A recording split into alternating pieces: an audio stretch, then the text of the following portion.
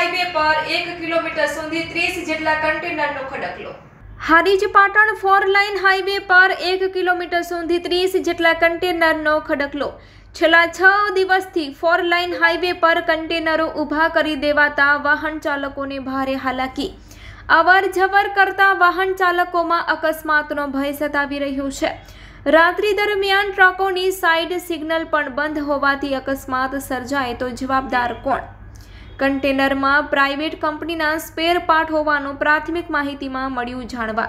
Highway authority દ્વારા highway માર્ગ પરના કન્ટેનર હટાવવા વાહન ચાલકોની માંગ ઉઠી છે।